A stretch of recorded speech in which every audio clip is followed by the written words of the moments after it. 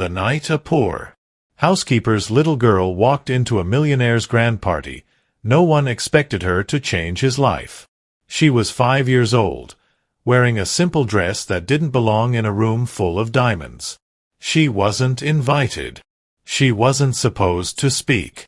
But when she looked at the young millionaire and asked one small question, "Can I sing with you?" the entire ballroom froze. That moment would break social rules, challenge a powerful family, and awaken something inside a man who had forgotten how to feel. If stories about love, sacrifice, and second chances touch your heart, consider subscribing. There's always another story waiting for you here. Nathan Carter was 32 years old, wealthy, successful, and completely empty inside. The Carter mansion stood on a hill overlooking the city, its tall windows glowing with warm golden light. Inside, the ballroom shimmered with crystal chandeliers, polished marble floors, and the quiet confidence of old money. Men in tailored suits discussed investments. Women in designer gowns laughed softly behind champagne glasses. And at the center of it all, Nathan sat at a grand piano. His fingers moved flawlessly across the keys. Every note was perfect. Every chord was precise. And none of it meant anything. He played the same classical piece he had performed hundreds of times before. His hands knew the music better than his mind did. Years of training had turned his passion into routine, and routine into obligation. The guests barely noticed him. The piano was just background sound, something elegant to fill the silence between conversations about business deals, luxury vacations, and social gossip. Nathan didn't look at them. He didn't need to. He already knew what he would see. Perfect smiles. Polite laughter. Empty connections. That was his world now. 2 years earlier, his arranged marriage had ended in a quiet divorce that no one talked about. Since then, he lived in the mansion with his mother, Eleanor Carter, a woman who believed reputation mattered more than happiness. Nathan was the heir, the CEO, the Carter name. And every day felt like a performance he couldn't walk away from. As his hands continued moving across the piano, his eyes drifted over the room. Everything was controlled. Everything was predictable. Everything was lifeless. Then, from the corner of his vision, he noticed something different. Near the far wall, moving carefully between the guests, was Monica, the housekeeper. She had worked at the mansion for 3 years. Quiet, efficient, invisible, the way staff were expected to be. But tonight, she wasn't alone. Walking beside her was a small girl. The child couldn't have been more than 5 years old. She had soft blonde curls and wide blue eyes, and she wore a simple light-colored dress that looked almost fragile against the glittering luxury around her. While the guests moved with practiced elegance, the little girl walked slowly, looking at everything with pure wonder. The chandeliers, the flowers, the paintings, the size of the room. She wasn't impressed by the wealth. She was amazed by the world. Nathan watched her without meaning to. Then the girl's eyes found the piano. She stopped, completely still. Her gaze locked onto his hands as they moved across the keys. Her expression changed. Curiosity, fascination, something almost magical. Monica gently tugged her hand. "Chloe, sweetheart, come on," she whispered. "We can't be in the way." But the little girl didn't move. She was watching the music. Really watching it. Nathan felt something strange stir inside him. For years, he had played for rooms full of people who pretended to listen. But this child, she was actually hearing him. When the piece ended, Nathan lifted his hands from the keyboard. The conversations around the room continued as if nothing had happened. But the little girl began walking toward the piano. Monica noticed immediately. "Chloe, no," she said softly, her voice tense. "Come back here." Too late. The child reached the piano bench and looked up at Nathan. Her eyes were clear, honest, curious. "Mister," she said in a small, sweet voice, "can I sing with you?" Nearby guests chuckled quietly. A woman in a gold dress leaned toward her husband and whispered something, smiling. Nathan felt the laughter like a scratch across his chest. He looked down at the girl. "Do you know how to sing?" he asked. She nodded quickly. "Mommy says I sing beautifully," she said. "I sing to the birds at home." Something about the way she said it, so simple, so sincere, hit him harder than he expected. Sing to the birds. When was the last time he had played for joy? Before he could respond, Monica hurried forward, her face pale. "I'm so sorry, Mr. Carter," she said quickly, reaching for Chloe's hand. She didn't mean to interrupt. "Chloe, come here right now." Nathan glanced around the room. The guests were watching, some amused, some disapproving, and across the ballroom he could feel his mother's eyes on him. For a moment, the old instinct rose inside him. Protocol, distance, reputation.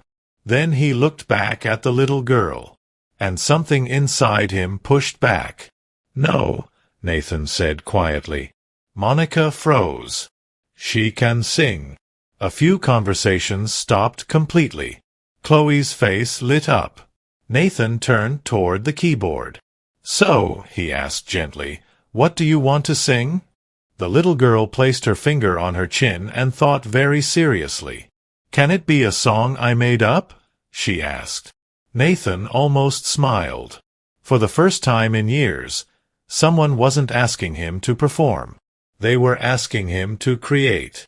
He placed his fingers back on the keys and played a soft, simple melody. Chloe listened for a moment. Then she began to sing. And before the first verse was over, the entire ballroom slowly fell silent. Because something unexpected was happening. And across the room, Eleanor Carter was no longer watching with curiosity. She was watching with concern. And in her world, concern always meant one thing.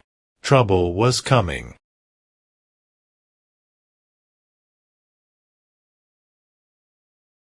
Chloe's voice was small, soft, not perfect, but it was real. "Little bird flies high, high in the blue sky. He sings a tiny song that makes my heart shine."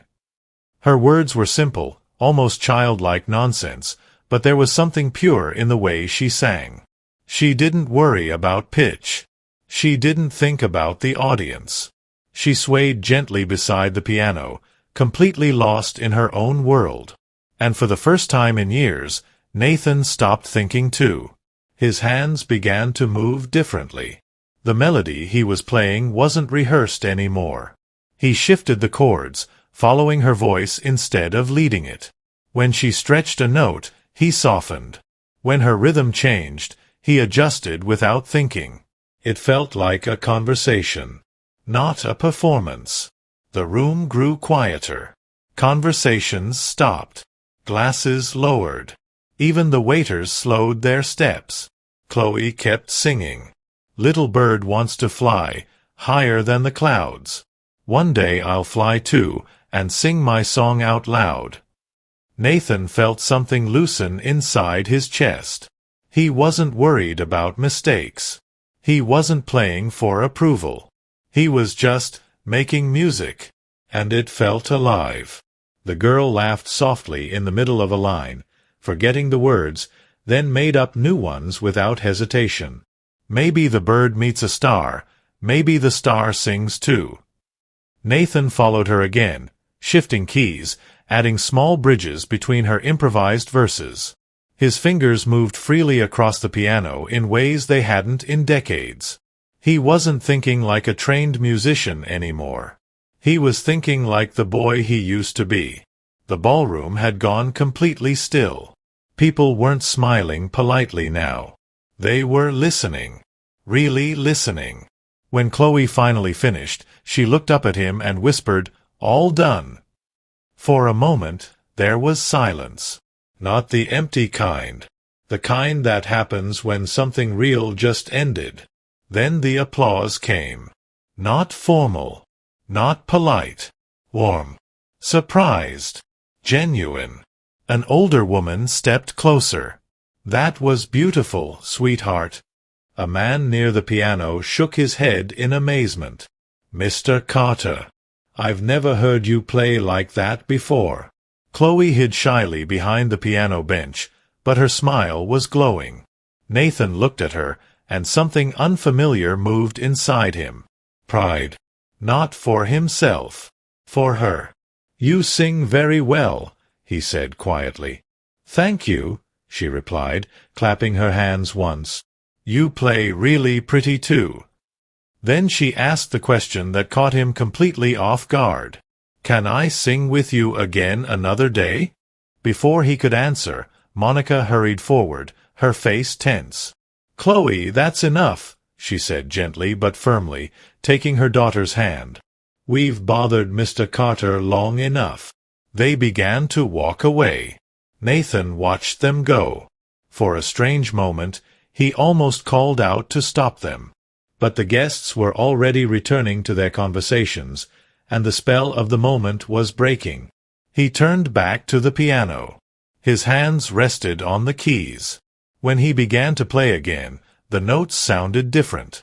They carried something now. A memory. A feeling. The party continued for another 2 hours. Nathan played every piece he was expected to play. Guests came by to compliment him, shaking his hand, offering the same polished praise he'd heard his whole life. But tonight, their words didn't matter.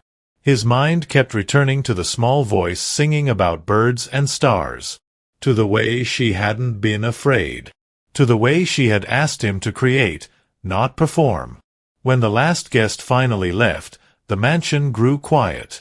Nathan remained alone at the piano. The chandeliers were dimmed.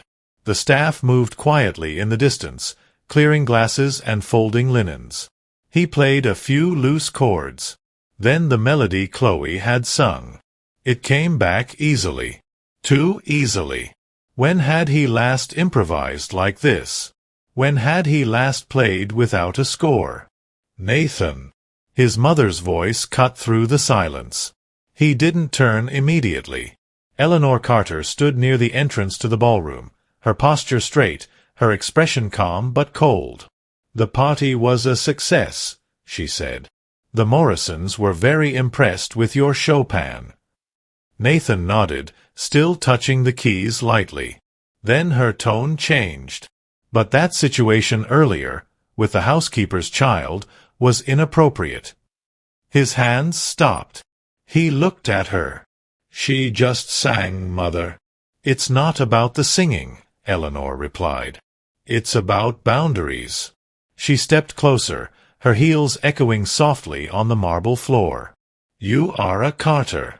There are expectations. Staff members' children should not be approaching you during formal events. People notice these things. Nathan felt irritation rise in his chest. People also applauded, he said quietly. That's not the point, she replied. Our position in society depends on respect. And respect comes from distance. Distance. The word sat heavy between them. Eleanor's voice softened slightly, but her meaning didn't. You must be careful not to blur lines. Kindness is fine. Familiarity is not. She turned and walked away without waiting for a response. Nathan sat there for a long time after she left. The ballroom felt colder now. The piano, silent. Distance. Protocol. Expectations. Then another memory pushed through her words. A small voice asking, "Can I sing with you again another day?" Later that night, Nathan stood by his bedroom window, looking out over the city lights. Everything looked the same. But something inside him didn't. For years, music had been an obligation. Tonight, for a few brief minutes, it had been joy. And he couldn't stop thinking about one thing. Not the applause. Not the guests. Not his mother's warning. He kept hearing her voice. And for the first time in a long time, Nathan Carter went to sleep wondering about tomorrow. Because somewhere in his own home, there was a little girl who believed music was magic. And deep down, he found himself hoping she would come back. Nathan woke earlier than usual the next morning. There was no alarm. No urgent meeting on his calendar. No reason at all. But sleep wouldn't stay with him. He lay there for a moment, staring at the ceiling, listening to the quiet of the mansion. Something felt different inside him. Not restless. Not anxious. Expectant. He got out of bed and walked to the window. Morning light stretched across the gardens, soft and calm. The same view he had seen every day for years. Yet today, it didn't feel routine. It felt like something was about to happen. At breakfast, Eleanor sat at the long table, reading the financial section of the newspaper with her usual precision. "Good morning," Nathan said, pouring himself coffee. "Good morning," she replied without looking up. "I spoke with the Morrisons this morning. They were very pleased with last night." Nathan nodded, but his mind was somewhere else. He stirred his coffee slowly. Was Monica working today? Would Chloe be here? He hated how quickly the thought came. He finished breakfast and headed toward his office as usual. But halfway down the hall, he stopped. The grand piano sat in the morning light. Quiet. Waiting. Nathan walked toward it without thinking. He sat down and pressed a few soft chords, the same progression he had played while Chloe sang. The sound felt warmer than it had in years. For a moment, he just sat there, listening to the echo fade through the empty hall. Then he heard it. Small footsteps. Light. Uneven. Unhurried. Nathan turned. Chloe stood at the entrance to the hall. Her hair was tied back with two small ribbons, and she wore a simple blue dress that looked carefully pressed. When she saw him at the piano, her face lit up like sunlight breaking through clouds. "Piano man," she said, running toward him. The sound of her voice hit him harder than he expected. "You're here," Nathan said, surprised by how relieved he sounded. "Mommy said I could sit quietly while she works," Chloe explained, climbing onto the bench beside him. "Can we make music again?" There was no hesitation this time. "Yes," he said. Chloe clapped her hands once. "I made a new song this morning." Nathan began to play something soft and simple, giving her space to find her rhythm. She closed her eyes for a moment, swaying slightly. Then she started. "The sun woke up early today. It came to play outside my window. The flowers opened their little eyes and told the sky hello." Halfway through the verse, she stopped. Her face scrunched up. "I forgot the next part," she admitted. Nathan waited for embarrassment, for hesitation. Instead, Chloe giggled. "That's okay," she said. "I'll make a new part." And she continued, without fear. The sun got lost behind a cloud, but the cloud was nice and helped him out. Nathan adjusted the melody instantly, following her change. He found himself smiling. Not politely. Not socially. A real smile. For the next several minutes, the music moved wherever Chloe's imagination took it. Birds that sang to the wind. A cat who wanted to fly. A cloud that forgot how to rain. There was no structure. No rules. And somehow, it felt more alive than anything he had played in years. "Faster!" Chloe suddenly shouted, clapping her hands to set a rhythm. Nathan followed, his fingers moving quickly to match her pace. They stopped at the same time, both laughing. "That was fun," she said, slightly out of breath.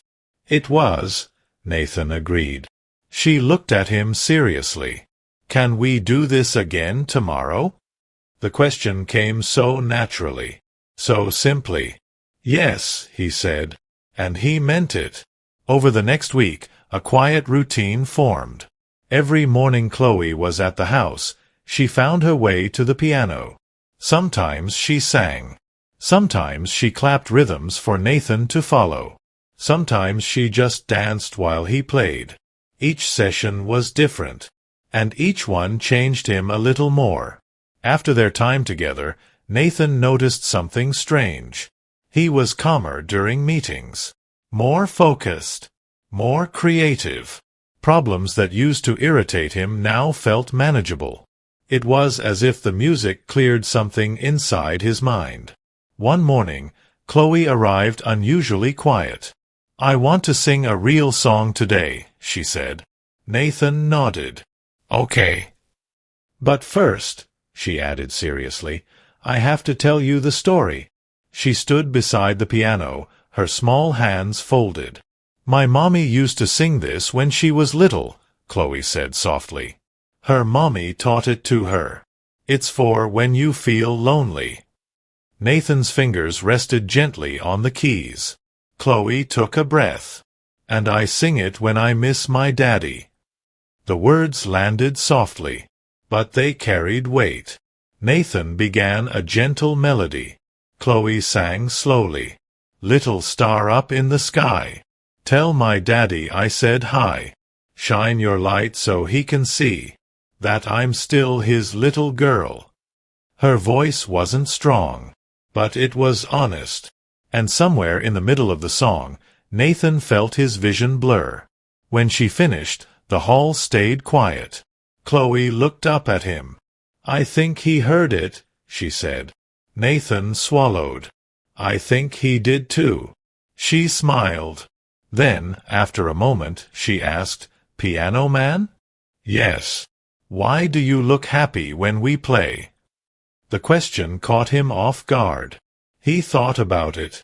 Because for the first time in years, he was happy. "You remind me what music is supposed to feel like," he said. Chloe tilted her head. "Music is supposed to be fun," she said simply. "And from the heart. Otherwise, what's the point?" Nathan laughed softly. She was right. Later that afternoon, Eleanor passed through the hall. Nathan was still at the piano, playing the melody Chloe had sung. She stopped, watched him. "You seem different lately," she said. Nathan didn't stop playing. "Maybe I am." Eleanor studied him for a moment. There was something lighter in his posture. Something she hadn't seen in years. She didn't say anything else. But as she walked away, her expression had changed. Because Eleanor Carter was a woman who noticed everything. And what she saw now was not just a man playing piano. She saw her son smiling. And she knew exactly what had caused it. By the next morning, she was already watching. And what she saw confirmed her worst fear. Nathan wasn't just being kind to the housekeeper's child. He was getting attached. And in Eleanor's world, that kind of attachment never ended well. The next morning, Eleanor did not go to breakfast. Instead, she stood quietly in the upstairs hallway, her hand resting lightly on the railing as she listened. At first, there was only the soft sound of piano keys. Not the formal pieces Nathan usually practiced. This was lighter, looser. Then she heard it. A child's laughter. High, bright, completely out of place in the quiet dignity of the Carter mansion. Eleanor moved slowly down the staircase, careful not to let her heels echo. She stopped just before the hall, hidden partially behind a marble column. And there it was. Nathan sat at the piano, not with the rigid posture she knew so well, but relaxed, leaning slightly toward the small figure beside him. Chloe stood next to the bench, clapping a rhythm. "Faster," she giggled. Nathan laughed, actually laughed, and followed her pace, his fingers moving quickly across the keys. When the rhythm became too fast, both of them burst into laughter. Eleanor felt something tighten in her chest. She stayed there longer than she intended. Long enough to see Nathan kneel down so he was eye level with the child as she explained a new song idea. long enough to see him listening. Not politely. Not out of obligation. Listening like it mattered. Long enough to see him happy. And that was what troubled her the most. At lunch, Eleanor watched him carefully. Nathan spoke about business, answered questions clearly, and reviewed upcoming meetings with his usual competence. But there was a lightness in him now. A calm she hadn't seen since he was much younger. Under different circumstances, she might have been relieved. But she knew the source. And in her world, happiness that came from the wrong place was dangerous. "You've been in good spirits lately," she said, cutting her salad neatly. "I've been feeling good," Nathan replied. "And business?" "Strong." The investors approved the expansion proposal. Eleanor nodded. But she noticed something else. His attention drifted once or twice toward the hallway, as if he were listening for something. Or someone. That afternoon, Eleanor made a decision. She did not speak to Nathan. Instead, she sent a message to Monica. The housekeeper arrived at Eleanor's private study 20 minutes later, her posture straight but her hands visibly tense. "Mrs. Carter, you wanted to see me?" "Sit down," Eleanor said calmly. Monica hesitated before sitting on the edge of the chair.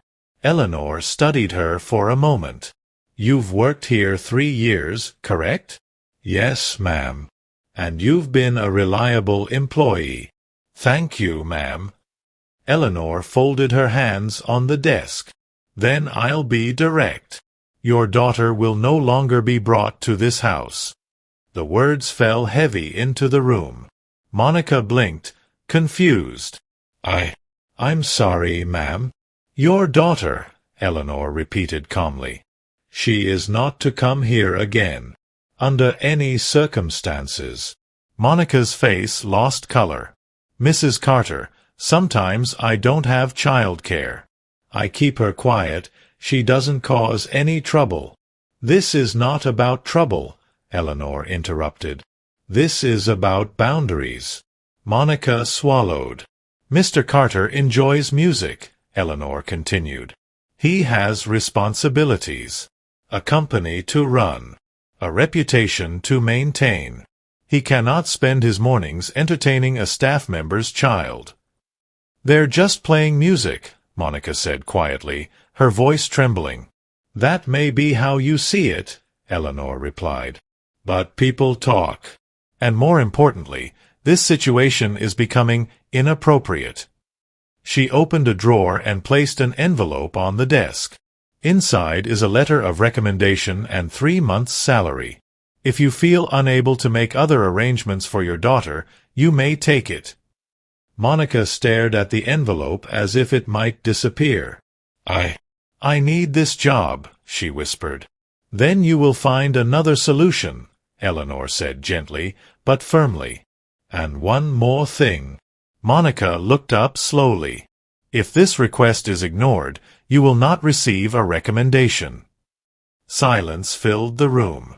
Monica nodded once. "Yes, ma'am." When she left the study, she walked slowly down the hallway, holding the wall for balance. That evening, when Chloe asked if she could go see the piano man the next day, Monica hesitated. Then she knelt down in front of her daughter. "Sweetheart," she said softly, "you won't be going to the big house any more." Chloe frowned. "Why?"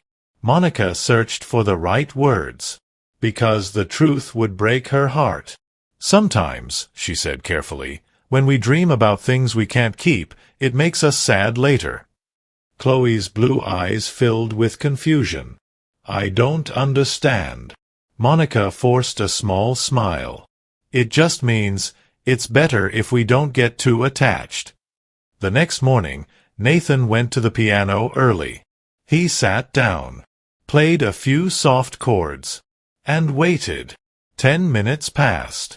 Then 20. The hall stayed quiet. No small footsteps.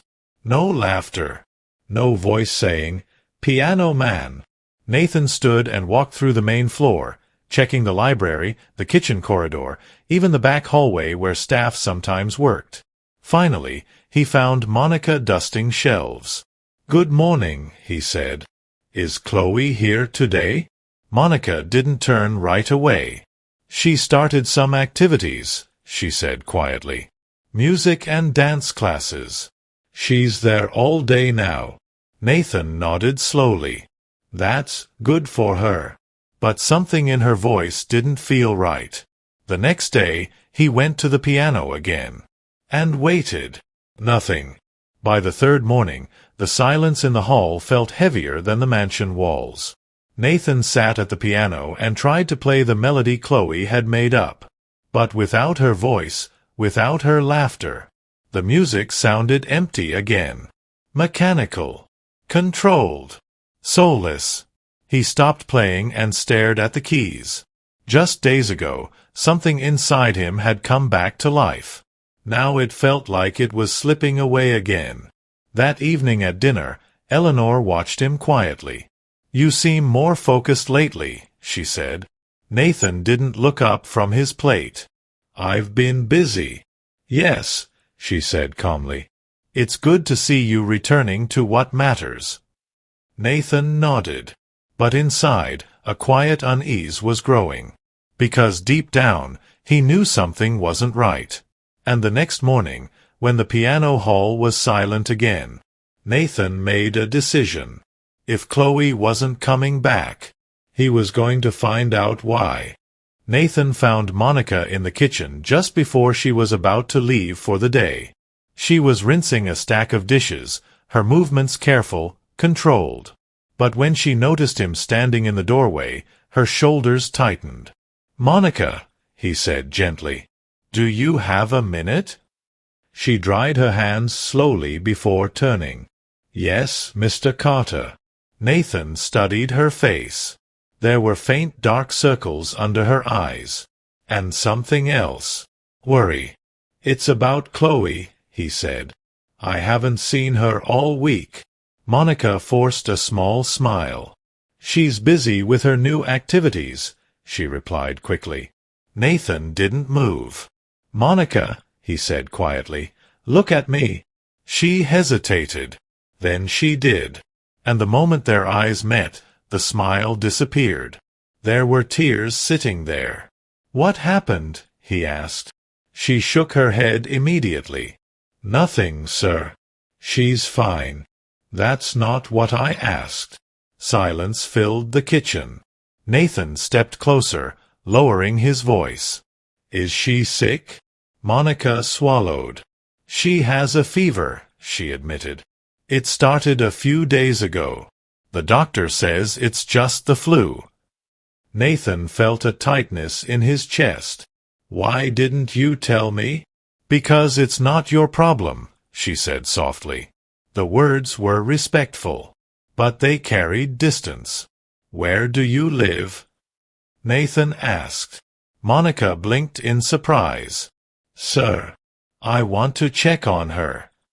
"That's not necessary." "Monica." The firmness in his tone made her pause. For a long moment, she seemed to struggle with something inside herself. Then she gave him the address. An hour later, Nathan was driving through a part of the city he had never visited. The streets were narrower. The houses smaller. Simple, but cared for. He stopped in front of a small light blue house with a tiny porch and a few flowers planted carefully along the walkway. For a moment, he just sat in the car. Then he got out and knocked. Monica opened the door, her expression shifting from surprise to worry. "Mr. Carter, you didn't have to come." "May I?" he asked gently. She stepped aside. The house was modest, but warm. Family photos on the walls. Crayon drawings taped to the refrigerator. A small couch with a blanket folded neatly over the arm. "She's in her room," Monica said quietly. Nathan walked down the short hallway and stopped at the open door. Chloe lay under a colorful blanket, her face pale, her blonde hair messy against the pillow. When she saw him, her eyes widened. "Piano man?" she whispered. Nathan knelt beside the bed. "Hey," he said softly. "I heard you weren't feeling well."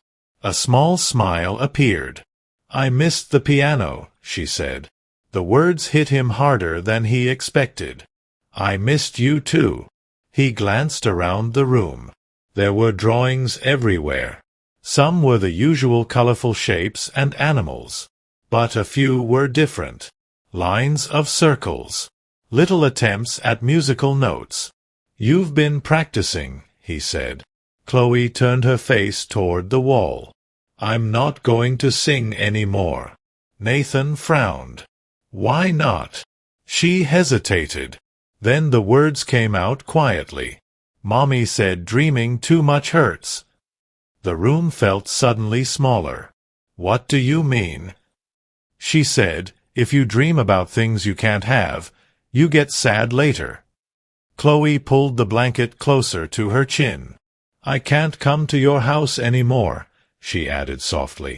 "So I shouldn't dream about being a singer." Nathan felt something heavy drop inside his chest. He stood slowly and stepped back into the hallway.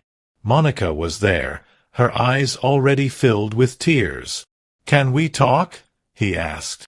They moved to the small living room.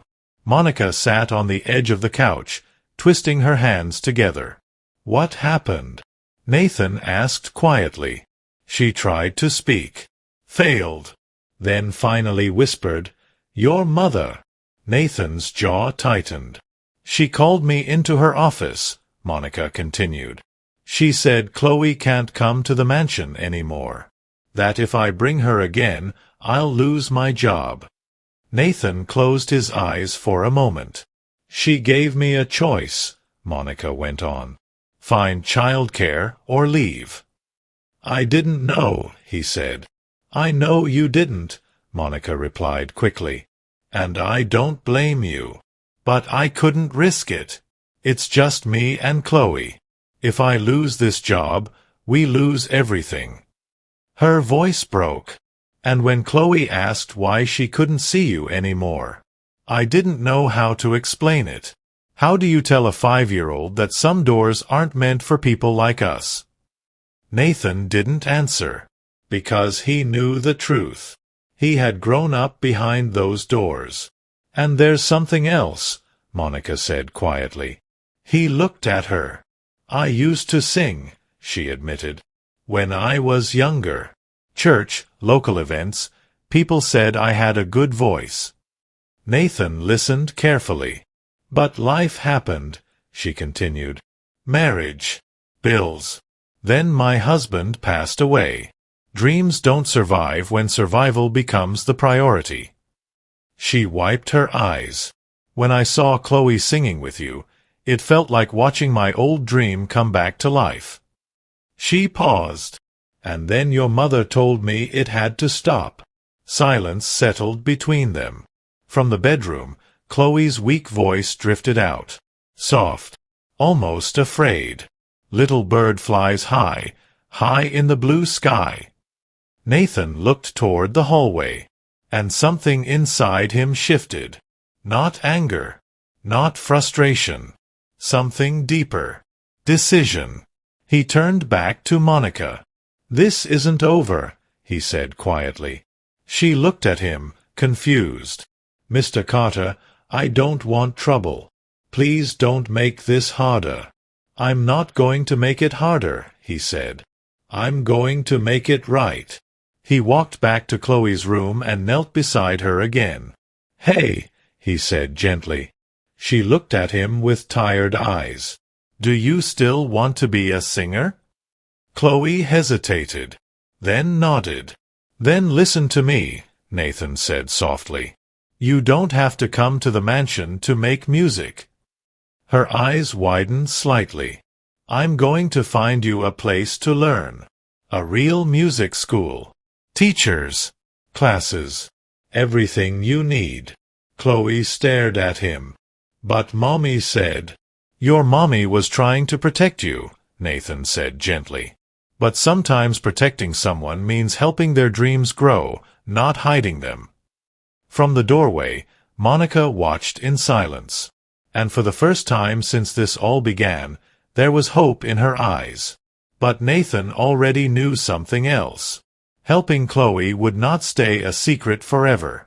And when Eleanor Carter found out what he was planning, the real battle would begin. Monica stepped into the bedroom slowly, as if she were afraid the moment might disappear if she moved too fast. "Mr. Carter," she said quietly, "I don't know how to thank you, but I can't let you do that." Nathan looked up at her. "This isn't charity," he said. "It's an opportunity. She has talent. She has passion. That deserves a chance." Monica shook her head, her eyes filling again. "You don't understand. Your mother already warned me once. If she finds out you're helping us, I could lose everything." Nathan stood. "Then I'll make sure she doesn't." The certainty in his voice surprised even him. Monica stared at him, searching his face, trying to understand if this was kindness or something stronger. "I've lived my whole life trying not to cause problems," she whispered. "Trying to stay quiet, stay grateful, stay invisible. People like us don't push back, Mr. Carter. We don't fight people like your family." Nathan glanced toward the small bedroom where Chloe lay listening.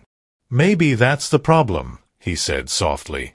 "Maybe too many dreams have been lost because no one was willing to push back." Monica lowered her eyes. "I'm scared," she admitted.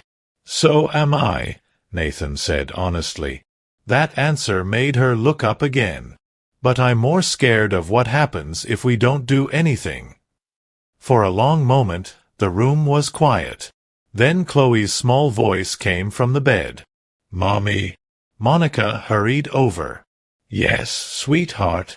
Can I sing just a little?" Monica hesitated. Then she looked at Nathan. He nodded once. "You can," she told her daughter softly. Chloe took a breath. Her voice was still weak from the flu, but the melody came back naturally. "Little bird flies high, higher than the clouds. One day I'll fly too, and sing my song out loud." Nathan felt the same tightness in his chest as the first time he heard her sing. But this time, the feeling was different. This wasn't just a sweet moment anymore. This was a promise. 2 weeks later, Chloe stood outside a small brick building with a painted sign that read Harmony Children's Music School. She held Monica's hand tightly. "Is this where singers learn?" she asked. "Yes," Nathan said gently. "This is where your dream starts." The director welcomed them inside. Chloe sat at a small piano, her feet barely touching the floor, and sang the butterfly song she had once made up at the mansion. When she finished, the teacher smiled. "She has natural pitch," she said. "And something more important, she sings with feeling." Monica pressed her hand over her mouth. Nathan simply nodded. Chloe was accepted that same day. From that moment, a quiet new routine began. After work, Nathan would sometimes stop by Monica's house. Not every day. Not often enough to attract attention. But enough. Enough to hear what Chloe had learned. Enough to sit beside her at a small toy keyboard and play along. Enough to watch her confidence grow. One evening, Chloe spread several papers across the living room table. "Look," she said proudly. Nathan leaned closer. They weren't just drawings anymore. There were rows of circles, stems, and simple notes. "You're learning to write music," he said. "My teacher says music is like a language," Chloe explained. "If you learn how to write it, your songs never get lost." Nathan glanced at Monica. She stood in the kitchen doorway, watching quietly, her eyes shining. "She practices every night," Monica said softly. "Even when she's tired." Chloe climbed onto the couch beside Nathan. "Piano man," she said seriously, "my teacher says I'm brave." "You are. Because I sing loud, even when I feel shy." Nathan smiled. That's what real singers do. She leaned against his arm. Do you know why I'm not scared anymore? Why? Because you believe in me. Nathan didn't answer right away. Because the truth was, she had done the same for him. Back at the mansion, the changes in him had not gone unnoticed. Nathan practiced again in the mornings. But now he didn't play the same formal pieces. He experimented, improvised, created melodies inspired by children's songs and simple themes. His meetings improved too. He was sharper, calmer, more focused. Even the investors noticed. You seem different, one of them told him. More balanced. Nathan only smiled. But Eleanor was watching. One evening, she paused outside the music room and listened.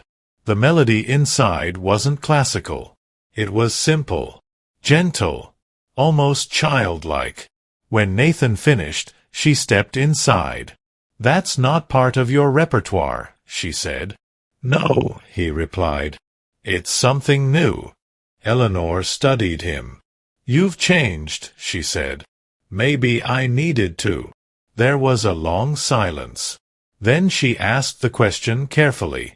You haven't seen the housekeeper's daughter lately, have you? Nathan met her eyes. No, he said. The answer was true. Chloe had not returned to the mansion.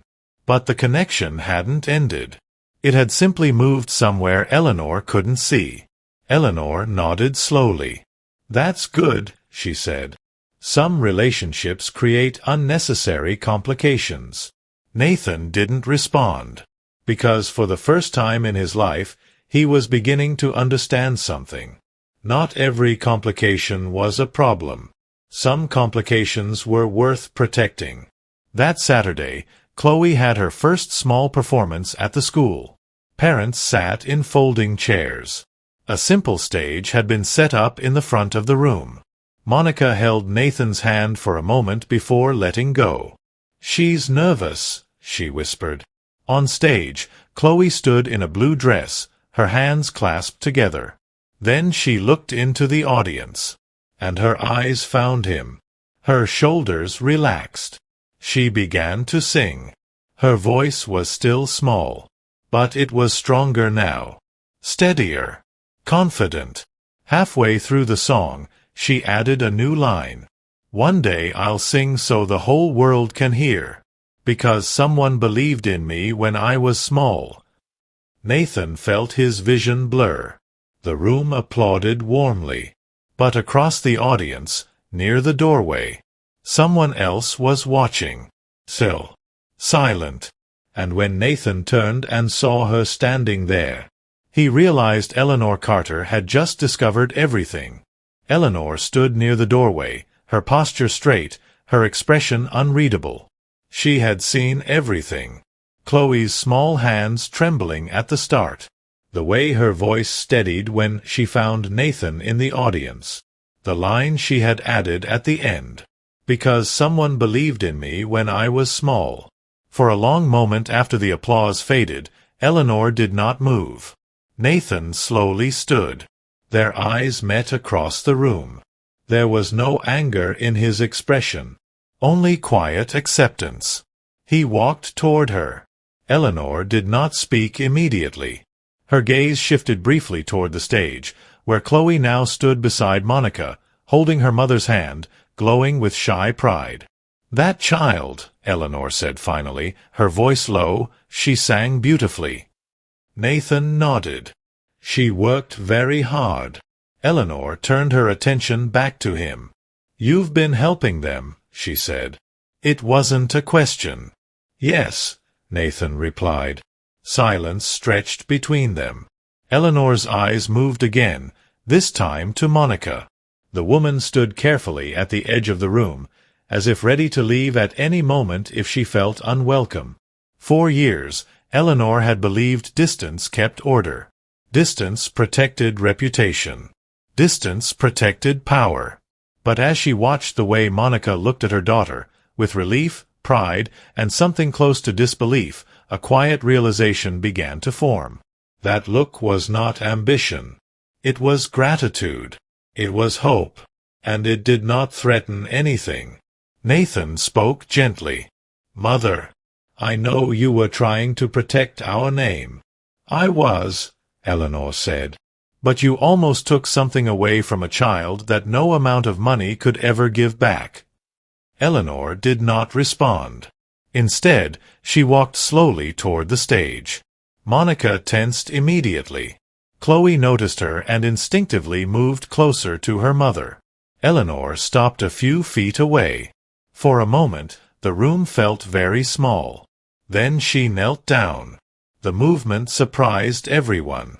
"Chloe," she said softly, "that was a beautiful song." Chloe looked up at her, uncertain. "Thank you," she whispered. Eleanor hesitated. She was not a woman used to apologizing. But some truths could not be ignored. "I think," she said carefully, "I may have made a mistake." Monica's eyes widened. "I believed that keeping people in their place protected our world," Eleanor continued quietly. "But sometimes, the world becomes smaller when we close doors." She looked at Monica. "You are a good mother. I see that now." Monica could not speak. Eleanor stood slowly and turned to Nathan. There was something softer in her expression. "You're different," she said. "I am. You're stronger than I thought." Nathan shook his head gently. "No. I just remembered what matters." Eleanor looked back at Chloe, who was now showing Monica her sheet music with excited little gestures. "When you were young," Eleanor said quietly, "you used to play like that too. Before everything became serious." Nathan smiled faintly. "I think she helped me find that part again." Eleanor took a slow breath. Then she said the words no one expected. "She may come to the house again. If she wishes." Monica's hand went to her mouth. Chloe looked between the adults, confused. Nathan met his mother's eyes. "Thank you." Eleanor shook her head slightly. "This isn't generosity," she said. "This is correction." Weeks passed, and the Carter mansion began to sound different. In the mornings, the grand piano no longer played only formal pieces. Sometimes there were simple melodies. Sometimes laughter. Sometimes a small voice singing about birds, stars, or butterflies. Chloe never forgot her place. Monica never forgot her gratitude. But something important had changed. The distance was gone. And in its place, there was respect. Nathan's life changed too. He still ran the company. Still attended meetings. Still carried the Carter name. But he no longer lived on autopilot. Music was no longer performance. It was purpose. One afternoon, after a lesson, Chloe sat beside him at the piano. "Piano man," she said seriously. "Yes. When I'm a famous singer, will you still play for me?" Nathan looked at her. And for a moment, he saw something beyond the little girl. He saw the future. The stage. The courage. The dream that had almost been taken away. "I will," he said softly. "Always." Chloe smiled and leaned against his arm. Across the room, Monica watched quietly.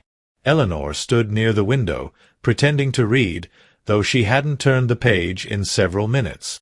For the first time in years, the mansion felt alive. Not because of wealth. Not because of status. But because someone had chosen kindness over pride. Because someone had chosen courage over comfort. Because someone had believed that a poor child's dream mattered just as much as a rich family's reputation. And in the end, that belief changed all of them. Because the truth is simple. Money can build a house. Power can protect a name. But only kindness can build a life that actually means something. And sometimes, the smallest voice is the one that teaches the strongest heart how to feel again.